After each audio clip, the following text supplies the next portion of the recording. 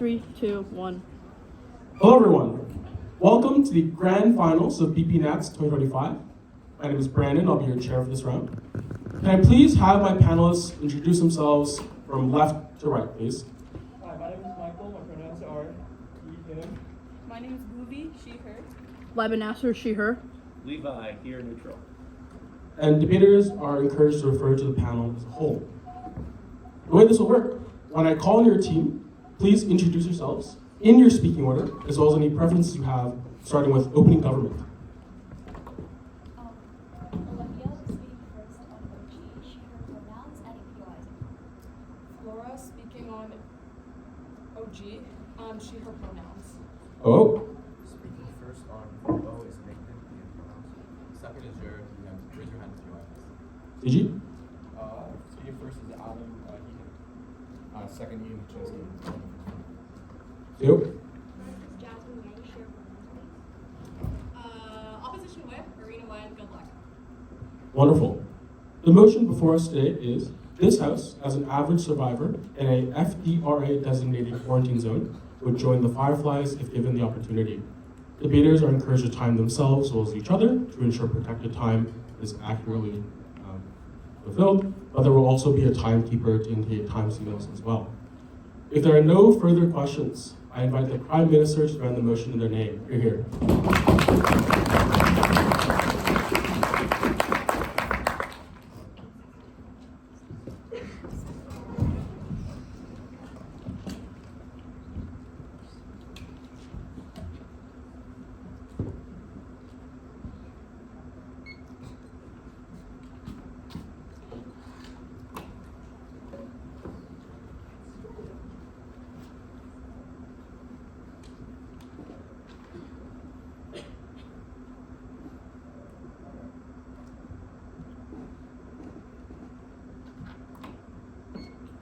Years ago, Cordyceps turned 60% of the population into mindless, violent zombies.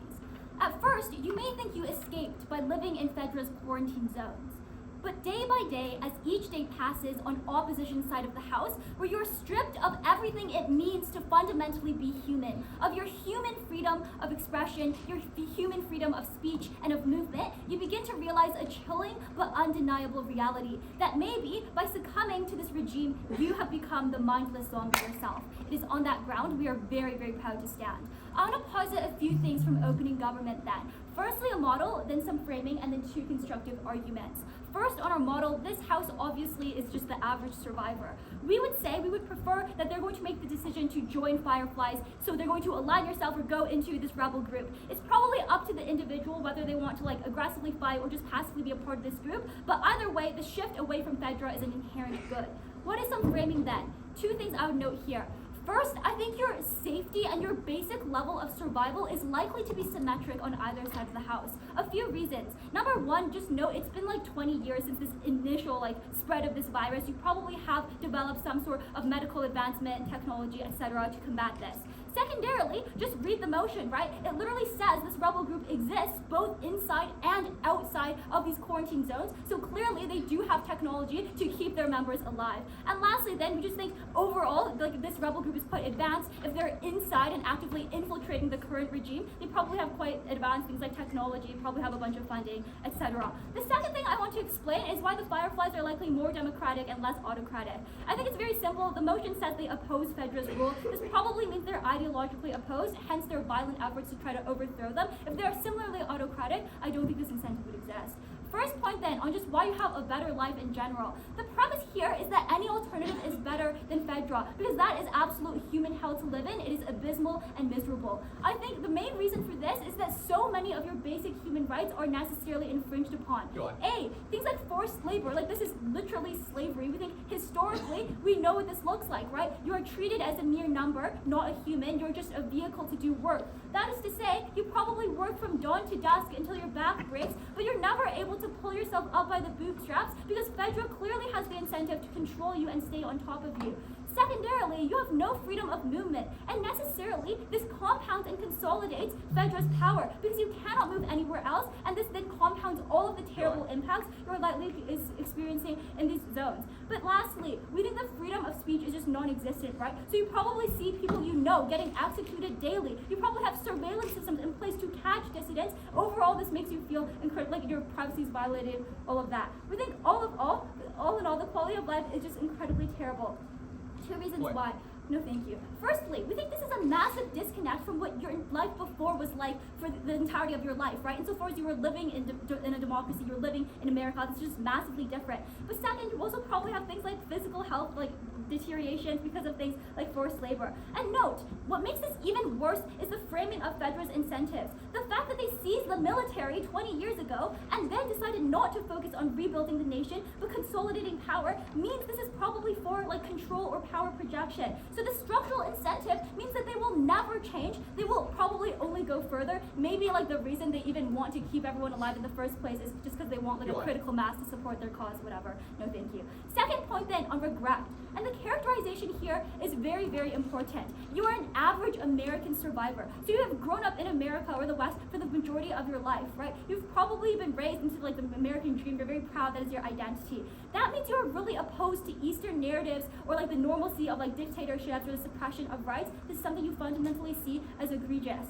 And importantly, note that this motion says you would join if you are given the opportunity. So that is to say the opportunity in and of itself is symmetric on either side of the house. It's already been given on their side too. So opposition needs to defend a world where you're given this gateway to freedom, potentially self-actualization, but you actively, consciously decline it. Given the framing of what your values are as an average American, we think this is very terrible. You know you gave up the chance to have a fulfilling life, to fight for the values of freedom of speech and democracy that are everything you have ever known. We think this regret lingers and ruminates and plagues your mental state. Every time you see FEDRA doing anything you disagree with, which by the way probably happens really often, you're miserable and you desperately want to chase that opportunity back, but you can't. Note, this regret is not symmetric. We think it's specifically about not taking the risk to build a new life for yourself. The comparative on regret is just not that impactful. You can't reminisce about life you were living in FEDRA because every time you think about it, it's just not that emotionally visceral. You don't want to go back to it because all you remember is getting oppressed, right?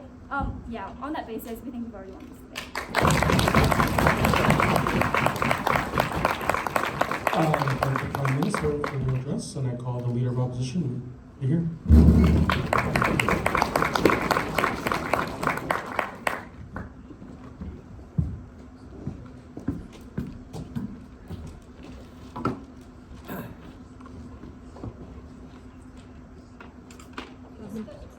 Jasmine, you want a timer? Okay.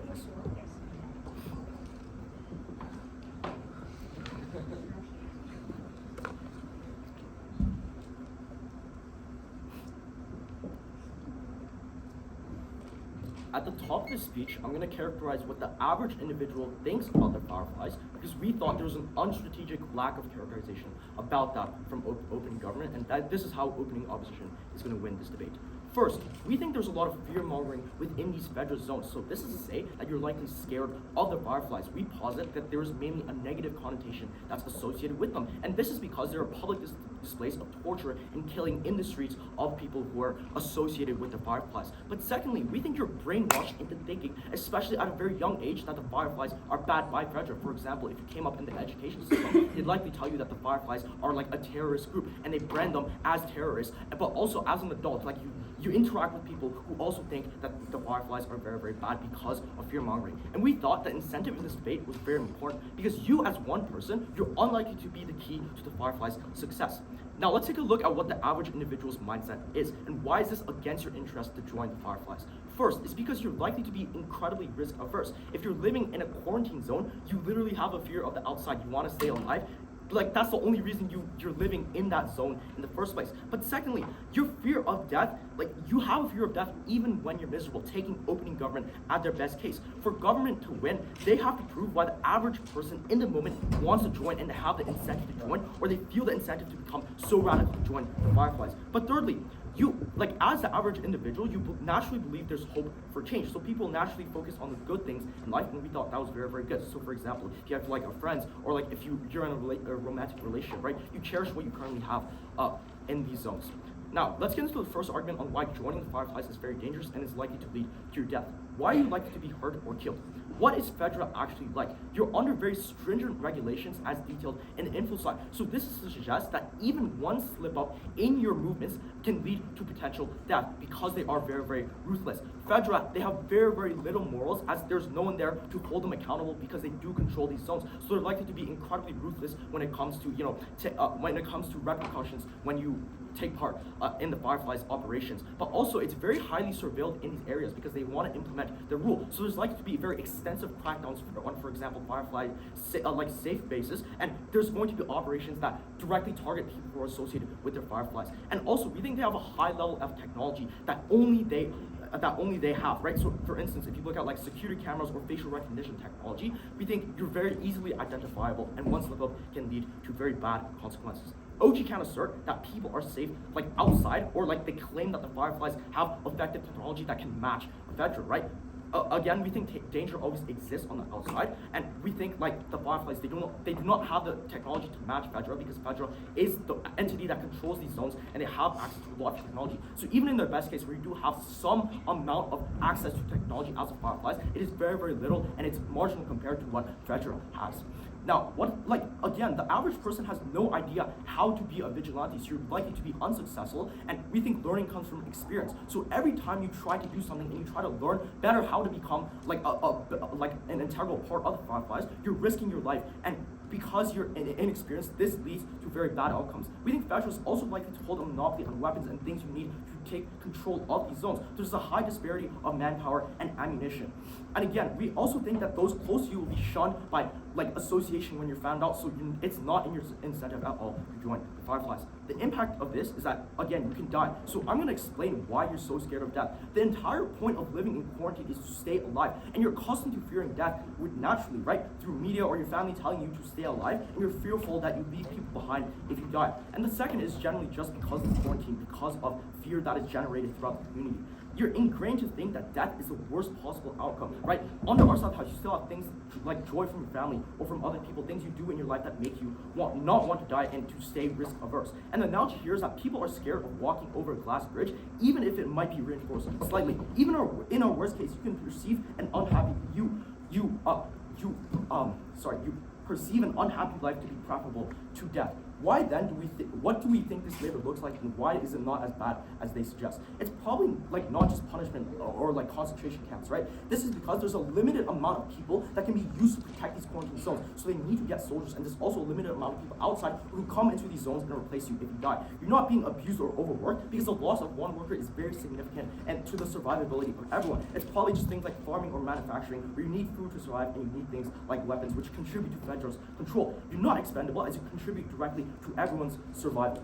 Why do we think life is still important and fulfilling to you? And it's because the average individual is taught to value life as the most important concept when you're living. You're literally living in a quarantine zone to stay alive, and people like your family tell you to stay safe, and you deeply care about staying alive. But also, we think you're able to form relationships with other people within these zones, like your family or your friends or partner, which give you fulfillment, and you also get entertainment within these zones. For these reasons, we are incredibly proud to stand.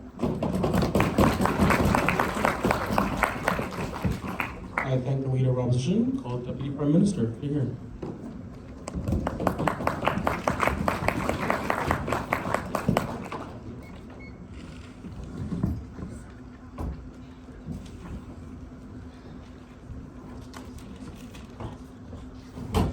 Sorry.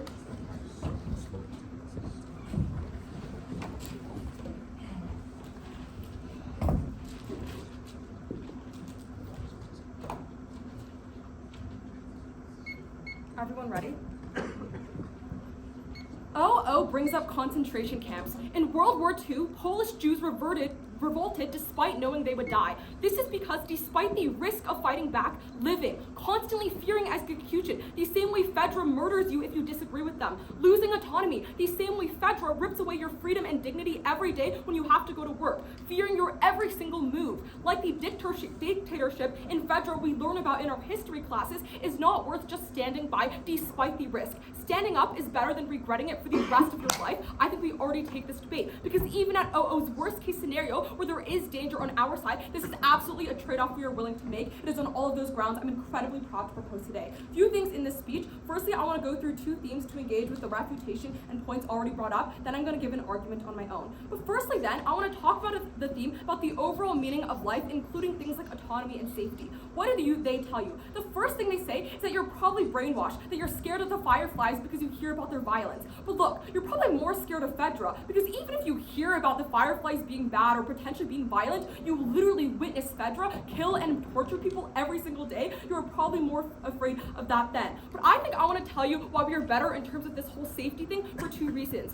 Firstly, they tell you themselves that you learn from experience, assessing the influence side you frequently engage in these efforts. You are probably able to learn in that sense and eventually succeed. But second, I want to outweigh the violence on our side versus theirs. Violence within the Fireflies is not random or unjustified. It is violence in an effort to take down a system with far more extreme violence, with a literal death penalty for anyone who disagrees with their rule. There is hardly any justification for this violence other than a dictatorship that wants to stay in power and have order or whatever, and there's no accountability. They suppress anyone who disagrees, versus violence that happens within the Fireflies, when there is a clear end that justifies the means. If the Fireflies fight to stop FEDRA, that often executes people and strips them of their bodily autonomy every single day, I would say look at the status quo. Think about almost every revolution against an oppressive dictator in history. It's required violence. We would say that this is largely worth it because it's taking down a worse violence then, rather than watching your peers get beaten every single day then.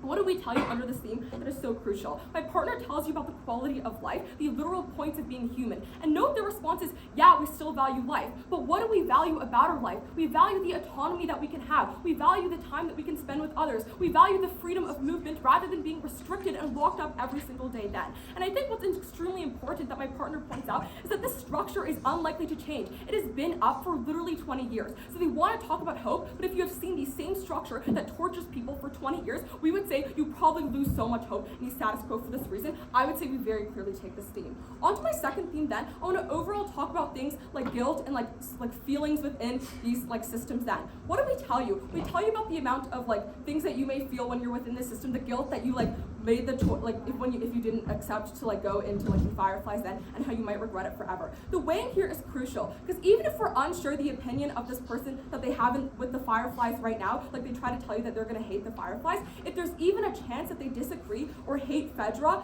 or end up wanting to join the Fireflies, they know that they will miss this opportunity and will probably regret it for the rest of their life. So independent of whether the conditions are actually better or worse of FEDRA, this point stands independently because this actor will always think about what could have been, and this regret is going to be so powerful, their life will feel ruined. They tell you two things under this theme. One, you feel scared about the outside. We would say many of us went crazy during COVID-19, and that was 2 years. Imagine 20 years. We'd probably say you were pretty curious and want to go outside for this reason. But secondly, they tell you you'll still enjoy life. You have your family, you're risk averse, this is fulfilling. Well, one, it's likely your family died, unfortunately. 60% of people die. So we would say that all you probably know is not the time you spend with your family, but the forced labor you endure every single day with no one you have to love. But second, even if you form new relationships, let's say you make new friends there, you have to watch them potentially get tortured or killed every day, and you have to also watch them endure forced labor. This is probably pretty sad for you if you love them and make new connections then. On to my last argument, I want to talk about guilt, and I briefly mentioned this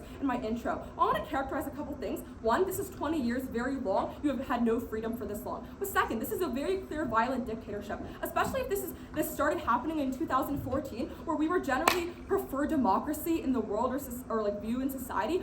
There are bound to be people who are dissidents then. We would say further, this was a crazy tragedy that happened, these zombies, so probably caused a lot of anger, and there's likely to be a lot of crimes that may happen because of this. So there's probably a lot of executions and torture for this reason. Impacts then, one, you feel so helpless if you stay within FEDRA because you never were able to do anything. You feel useless and complicit in everyone's suffering. But two, there's a good chance you disagree with the system because the average person probably hated dictatorship long before this. Probably even if they didn't hate mandated labor and potential risks of executions, etc. We would say that for this reason, you're likely to garner a lot of guilt and self-hatred if you don't do anything about this, because we actually fulfill people and give them better lives, even in our worst case. I'm incredibly proud to propose.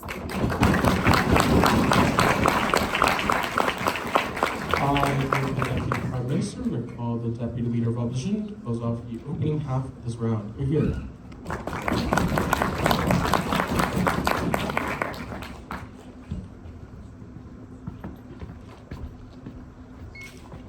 is a finals round, so I do want to give some thank yous.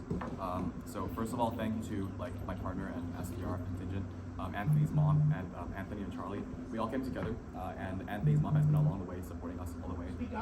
Oh yeah, sure.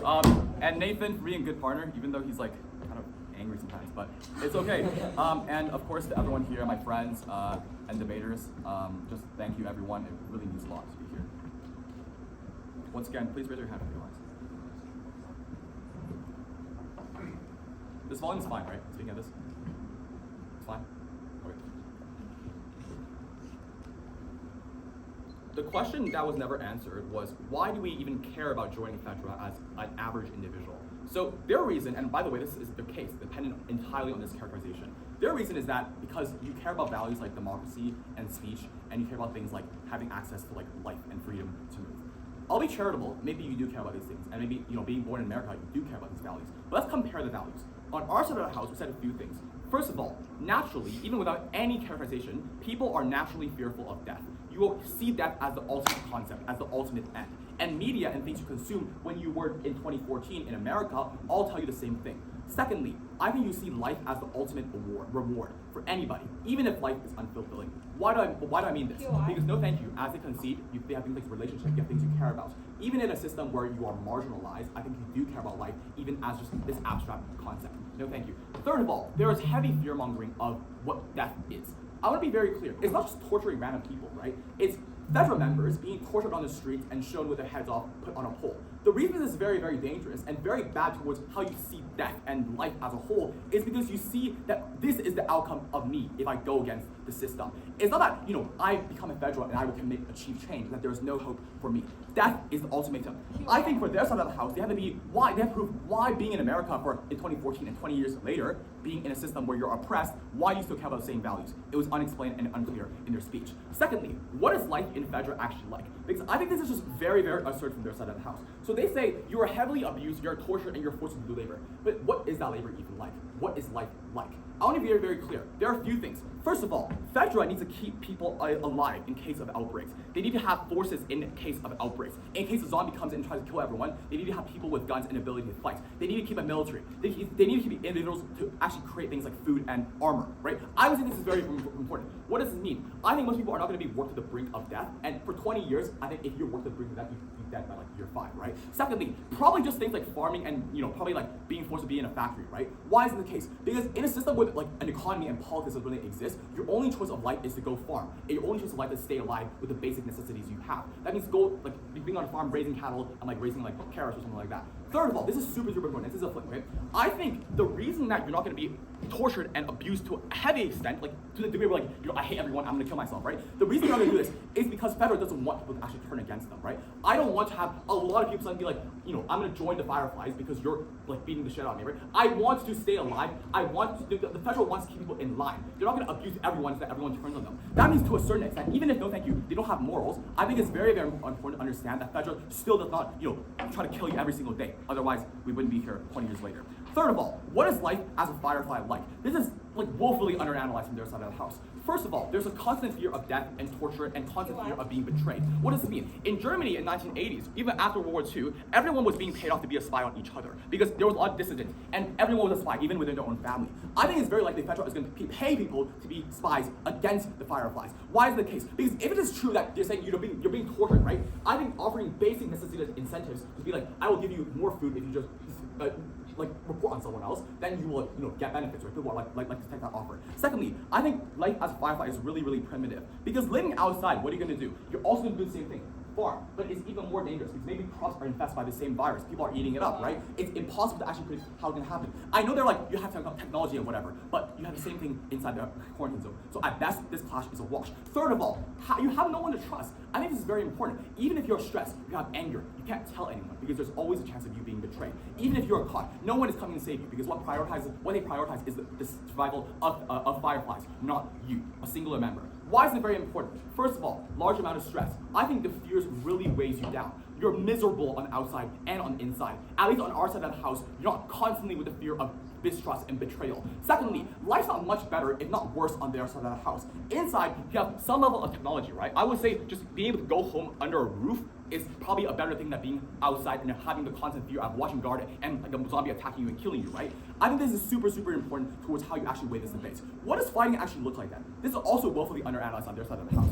I think fighting is not going to be very, very effective, right? Nathan gives you a host of reasons as to why FEDRA is really powerful and has a monopoly on all sorts of violence, technology, all these kind of things to actually just end everything Fireflies has. The only thing they're surviving is they're able to hide against the system. Fighting is going to look like, I don't know, maybe bombing the Capitol once in a while, right? Or maybe bombing like the federal organization, the headquarters, something like that. The reason it's not going to be very effective is because you're not actually eradicating the root, the head of FEDRA, which is probably impossible for you in a situation to actually eradicate. What does this mean? Even if they are right, that you deeply care about making change, you're not going to get it. That is deeply, deeply unfulfilling to you. For all these reasons, very happy to win on.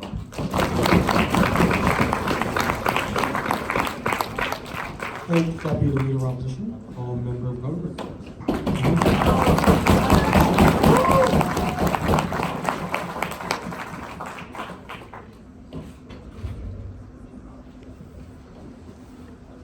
Count already? Yep. You're just gonna stick if I put it here? Okay, it might fall off in the middle of the round, but I'll try not to let that. Okay, no. So. Panel, FEDRA is on the brink of collapse.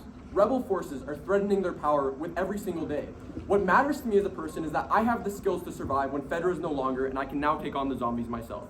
So proud to propose. Okay, firstly on to refutation on the opposition case. And I want to note, it's just really not that nuanced. The main push we get from the first speaker is that like you're just scared of death, right? And that means that you're not going to want to join this. A couple responses here. We're going to tell you that torture is just far worse than death, right? If I'm going to be tortured my entire life and I still might die anyways because a rogue zombie is going to break the wall of the quarantine center, I think that's a far worse life than dying protecting your freedom. It's not only honor, but it's also purpose, right? It's also about the fact that I have a meaning to my life and my death was not unwarranted.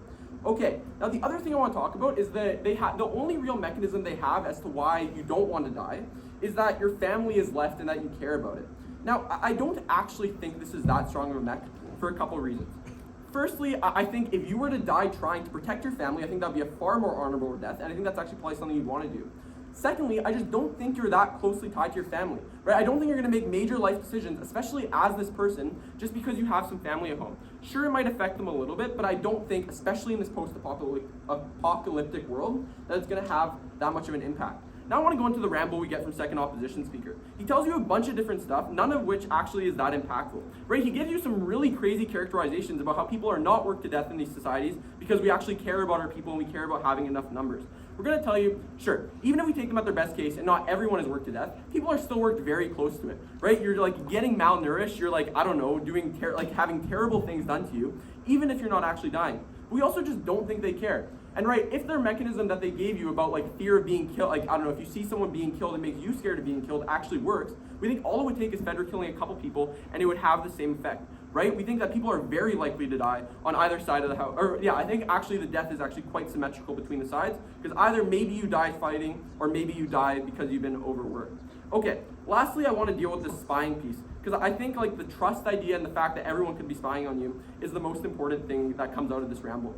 Okay, now I want to be very clear here. The place where you gain trust in this society is when you join the Fireflies, right? It's when you have that community of people who are all rebelling against the same power, and you can be assured that they're not going to turn against you because it would get themselves killed, right? That is a much stronger mechanism as to why you'll be able to gain trust in this society.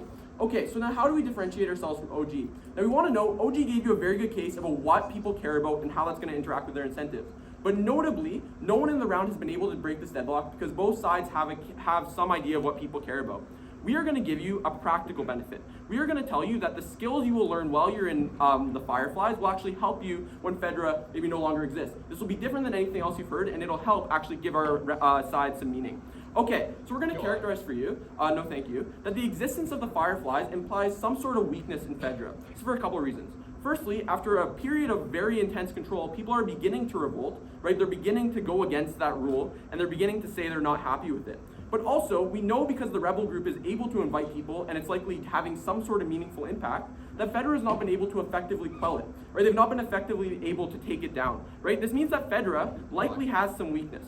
But however, even if FEDRA isn't weak, it is unlikely they are indefinitely lasting, right? We don't think FEDRA, especially as this hyper-controlling organization, can last forever. And so on either side of that characterization, we think they're still not going to exist for much longer. Sure. The U.S. military is pretty damn powerful. Just because an anti-vigilante group exists exist does not mean that FEDRA is on Okay, so again, this is why I had two different characterizations. Either you buy that there's like the existence of the rebel group is in some way threatening their existence, or you buy that they can't be indefinite, I don't know, because maybe internal struggles or whatever. There's many mechanisms as to which they could self-collapse. That's what's important. Okay, so the mechanism here is this is as an average survivor. It's what I care about. If this happens and FEDRA goes down and the quarantine centers collapse, I have nothing, right? I'm just an average person trying to survive against zombies who are trying to eat me. Instead, what we'd much rather is you learn enhanced practical combat skills, right? In the fights you have against the government or against FEDRA, you're learning skills that are going to be helpful to you when you eventually have to fight a zombie. But also, the mentality you have after being a rebel fighter is different, right? You have a fighter mentality. You want to survive. You want to continue to fight for your rights. We think that is a very incredibly valuable skill that you are going to get. Okay, so the impacts of this are twofold. Firstly, when FEDRA collapses, from either way I characterize for you, you are far better equipped, right? We want to turn this average person into someone who actually has a chance to survive. We think that's incredibly important, right? But secondly, you are also set for a long time, right? It's not immediately after you're thrown out of the quarantine center. It's also in the future, right? You can constantly be assured that you're going to be able to best the zombies, and you're going to be able to do that. Okay, so when a zombie shows up on your door asking to eat your brains, we'd hope you agree with us that you first learn the skills of how to beat it instead of just letting it eat you. If you want to be eaten, I'd maybe vote for side opposition. Thank you.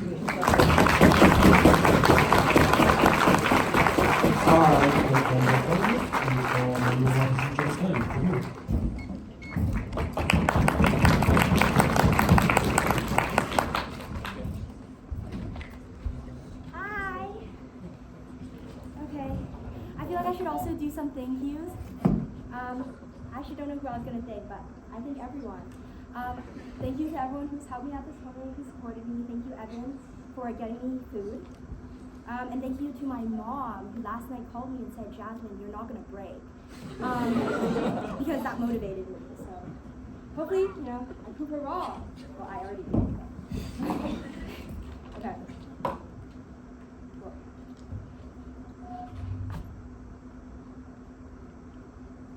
Panel, I think opening makes a huge mistake when they forget that this is from the perspective of you. You are not an average person, you are an average survivor. We think that it's a shame opposition just sucks up to opening government. We're going to give you the most strategic alternative. Argument then on the capacity to change. Under this, I'm going to give you characterization that is twofold. First, what do you look like, right? Like, who are you? You are probably a well-skilled, morally good person, right? You care about leaving the government because you're probably getting tortured, right? You're probably physically strong, insofar as you've survived all of this already and you're still alive. You're probably persuasive, you've still survived regardless of all the things in the info side that are literally out to get you, right? But second of all, look, if you buy the framing that CG gives you, that the military is in shambles, right? What does that mean? That they are looking for people to add to the military, right? They are looking for other powers to join them.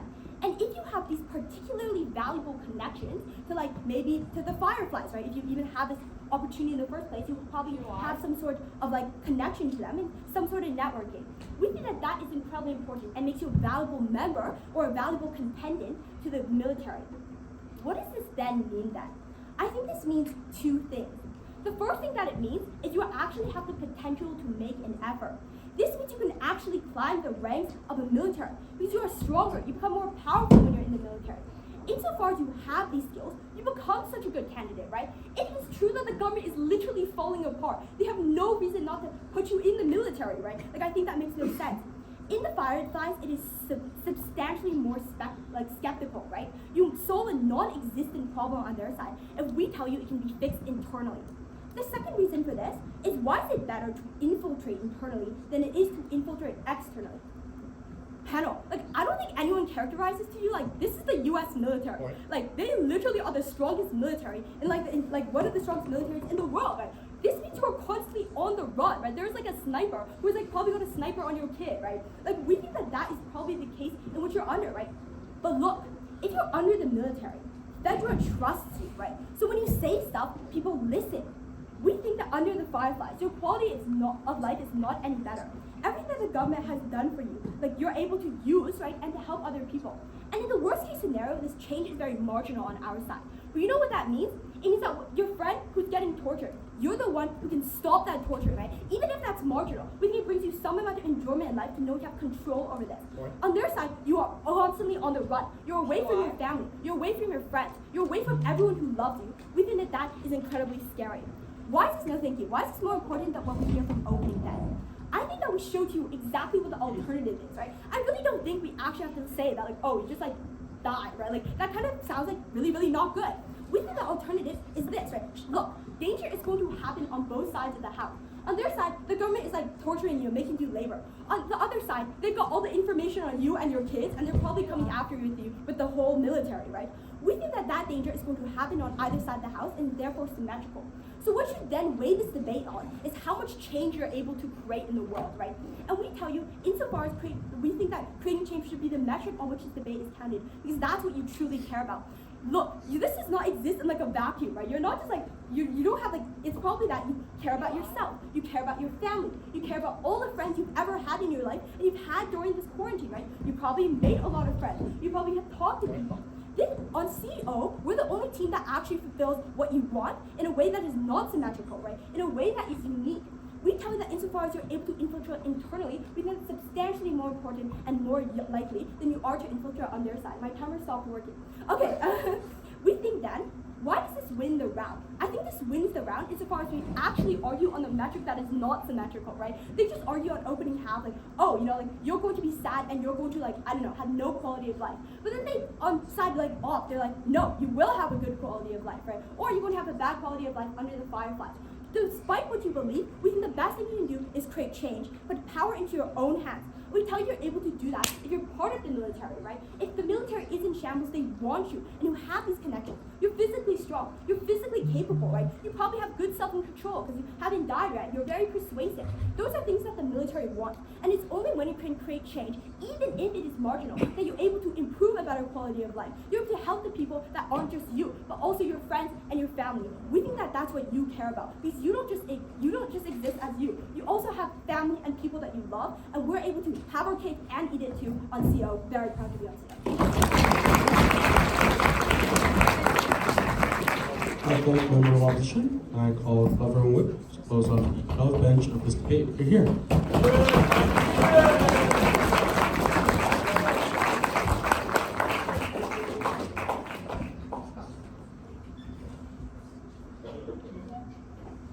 Panel, I think the notion that you can climb the ranks of the military and be the person freeing your friends suffering from torture is ridiculous. I think that what's more likely if you want to climb the military is that you're going to be the one whipping their backs. You're going to be the one executing them for treason, right? I think this is a much more likely characterization, and so just for their extension, I think CO is already out of the round. So proud to propose. 2 themes for you today. Firstly, on quality of life. Secondly, on the likelihood of death. These are the 2 main clashes. So firstly, OG, they tell you that, largely the quality of life is symmetrical, but I get more freedom. We agree with this, but Adam gives you more specific mechanisms here. It's not just that, I'm in a group of people who agree with me more, it's that I actively have tools to fight for my own freedom. I know how to, filter water such that it doesn't contain zombie disease. I know how to build a shelter or build a fire or all these kinds of things. These are benefits that are uniquely accessed by closing government, and it's for that reason that we take this, quality of life benefit over opening government. There are a couple weird claims on this front that come out of opening opposition. And the first one is that, I'm sad to abandon my family and connections. I think Adam already effectively deals with this, but I still have a number of responses. The first one is I'm not even sure I'm allowed to connect to them, right? Like, I'm not even sure I'm able to have much contact with them at all. Secondly, I'm not even sure I have a family. As OG correctly characterizes, 60% of the population is dead. And thirdly, if I stay every day, day in, day out, I'm watching them suffer. I'm watching my parents slowly die a horrible death, and I'm not doing anything about it. We'd say that this is incredibly torturous for you. And so it's only on side closing government that you're able to actually feel like you're doing something. The second thing is this characterization that, we really feel like the Fireflies are bad. I don't think this is in the spirit of the motion. Presumably I have like the willpower to join the Fireflies if we're talking about this. But secondly, the idea that I've been indoctrinated to think they're bad, meaning I'll be fearful, I think suffering outweighs this. There are tons of circumstances in which like the amount you're suffering, this is how revolutions happen. The amount you're suffering outweighs the indoctrination that happens. I don't think this is sufficient. Sure. If the only benefit you can get on their side are the same skills you can learn in the Boy Scouts, I don't understand how it's reasonable you can create any change at all. Okay, I don't know. I think I'm willing to take some Boy Scout skills. I don't think there's a FEDRA Boy Scouts. But secondly, I'd say that these are pretty fundamental, right? Like, freedom fighters exist under this oppressive regime. I think I'm learning more than, like, how to sew a patch onto my sash. I think I'm learning something that'll actually help me survive. Third thing that they bring you is that, they're not going to torture everyone. Again, just against the spirit of the motion. It's clarified that like almost everyone is kept under terrible, torturous conditions where they're barely able to survive. But even if they're not, Adam's instability extension circumvents this, right? So like, even if people aren't suffering right now, the inevitable collapse of FEDRA, even if it's not immediate, even if it's not like a total collapse, is going to lead to the suffering of these people. There's not going to be stable resources. They're going to have to force the people who are aligned with them to work harder. So you get suffering under closing government still. The last thing is, as I've already said, but Adam's benefits exist independent of instability here, right? So even if I leave FEDRA and nothing happens to FEDRA, I'm able to get like a survival mechanism. I'm able to still survive. I'm able to sustain myself with a much better quality of life, we would say. So we're uniquely able to access these benefits. Briefly then on CO's extension. I think I can take this out, no thank you, with 3 quick responses. The first one is like, when I climb the ranks of the military, I'm literally just like whipping the backs of my parents. I think this is pretty miserable. If I don't already want to die, I'll probably want to die by that. The second thing is that like, I'm not sure the military is gonna trust me. I'm not sure that FEDRA is the most trustful organization. They're probably not just gonna let some random person, average survivor from a camp, come up. And the third thing is that this is just not how militaries work typically. Like, I imagine a corrupt military organization like FEDRA probably relies on nepotism, other forms of corruption to select their leaders. Second theme then on likelihood of death. The first thing is that OG tells you that I die either way and this is fine. I think this is a fine piece of weighing, but Adam actually clarifies you what's bad about death. And it said like, you have a possibility of a better life. There exists a world in which you continue living happily. If side opposition says that there's no circumstance in which people's desire to die outweighs the conditions of their life, I think they're just dead wrong. This is why MAID exists. There are tons of circumstances in which the conditions of your life are so terrible that we consider it a legitimate decision to die. So even if we get more death on our side of the house, we'd say that if you are more free for your life, or you have a higher quality of life, we're willing to accept that. Again, O tells you here that we're socialized as fear of death. Just giving you 3 very good responses. The last thing is this climb the ranks piece here. And I want to note that they don't attack our characterization at all, right? So like, even if I'm able to climb the ranks of the military, it's still in danger of like insurrection or whatever. So if I'm a military official, I'm probably going to be the first target of the Fireflies. I'm going to be the first person that they go and strike. I think it's incredibly unlikely that I'm safe just because I've joined an unstable military. And the second thing is that an unstable military is incredibly cautious of traitorous behavior. So if I'm doing things that are even like remotely Fireflies sympathetic, I'm probably just going to be executed right away. As we've said before, if you don't want to be eaten, vote side closing government. Thank you.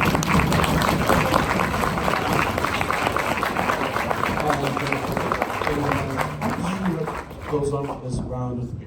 You're here.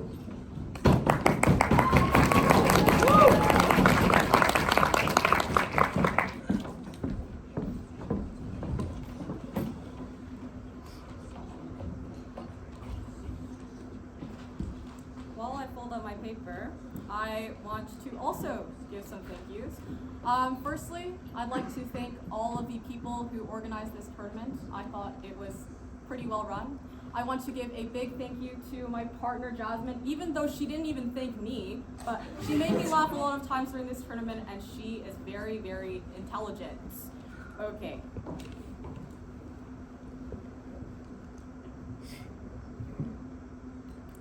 Government is right.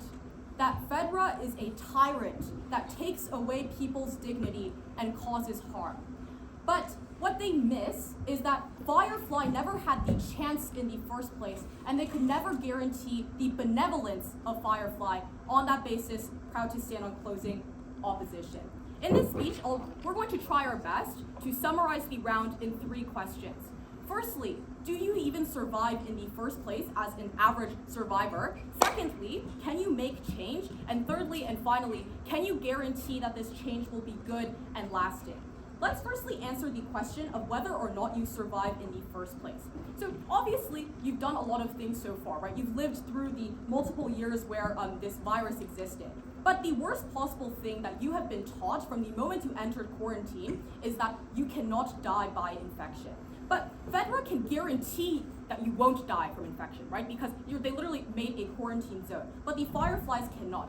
So basically, the baseline of the round is that you don't die. Because let's remember what it's like to be a mindless zombie. You have no control of anything you do. You are just quote-unquote living, but no thank you. You are not even conscious of your thoughts. So even the worst possible case scenario at opposition side of the house, where you have to live through that suffering, that's still better than possibly getting infected on their side of the house. But also, I would like to make the claim that they never guarantee to you that the Fireflies are going to be benevolent. Because let's look at every single civil conflict that has almost ever happened on planet Earth, right? No thank you. Almost every time power vacuums occur, almost every time the secondary government is worse than the government to begin with, right? So they cannot guarantee that the Fireflies won't do the exact same thing to FEDRA that FEDRA did to the United States government. No thank you. Now let's move on to the second question of can you make change in the first place? Now I want to make the claim that FEDRA might actually get better naturally. Because let's think about it this way. They are desperate for control. They realize that they are losing grasp over the people, which means that they are really, really scared of having more violence lead to more people joining the Fireflies. So it's very plausible for us to say that they're probably going to slightly improve the conditions of the quarantines in the first place, because they do not want the opposing rebel groups to get more powerful. No thank you. But also, there's this big question of whether or not the Fireflies will be trusted in the opening half. But I would say that doesn't even matter, because literally, this entire comparative that government is bringing to you is like saying that I should go against prime LeBron James in a basketball match. I'm obviously going to lose, even if I am in the Firefly group and I have a gun. The U.S. military is against me, right? They have the best naval in the world, right? Naval force. They have the best air force in the world. No, thank you. So obviously I'm going to lose, right? But let's talk about what exclusively closing opposition gives to you. We told you that it was likely that you would be able to firstly join the military, but secondly also rise through its ranks because of the fact that you are likely not just an average person, but a person with immense abilities in critical thinking. You have survived years in this quarantine camp under tyranny. But secondly, you are also probably very good at being persuasive. You get what you want. No, thank you. But also you probably already have significant physical skills that CG wants to talk about, because you've literally been forced into labor to literally sustain an entire population within a quarantine camp. No, thank you. So I think it's very, very clear that it's easier to make change internally than externally, because they trust you more. They know you are not with the Fireflies, you are with them. We thought that was really, really important, and only CO gave you that. But also, let's just think about it this way. You have more access to resources, right? No, thank you. I'll take you momentarily. So you have the U.S. military, you are a part of it, right? So you ultimately have more resources, you're able to do more things. Before we move on to the last theme on whether or not you can make lasting change that is good, I'll take a POI. Isn't your characterization about all these skills every single survivor in FEDRA? How much change am I going to make if I'm just your average person? We told you that FEDRA would be more willing to recruit you in the first place. So maybe it is the case that there are multiple people who are being recruited. There's multiple average survivors. But think about it this way. Even if one of them gets further ahead, even if one of them who has experienced oppression is able to lead, have a significant role in the military, that is enough, right? Because they have experienced the oppression, they're likely morally good, and they're going to be better than FEDRA currently. But now let's talk about whether you can guarantee lasting and good change. Let's defend our worst possible case scenario, which is that you don't overthrow FEDRA, which is that you don't actually succeed in the end, and ultimately you live a life on quote-unquote suffering. We thought that was still so much better, because ultimately you can stop these small things from happening, right? Even if it is the case that I am a part of this violent group, they're going to tell you that you're just going to be whipping the backs of the people you love. But we would say that would happen regardless. We'd rather you be in there, so no thank you. This is protected time, so that you can protect your family. You cannot see your daughter being whipped or tortured. You don't have to see your friend get killed because he said something wrong. We thought that was the winning point in the round. Unbelievably proud to stand on closing opposition. Thank you. I thank all speakers for a very wonderful run. I invite you all to cross the floor, shake hands, and I will invite myself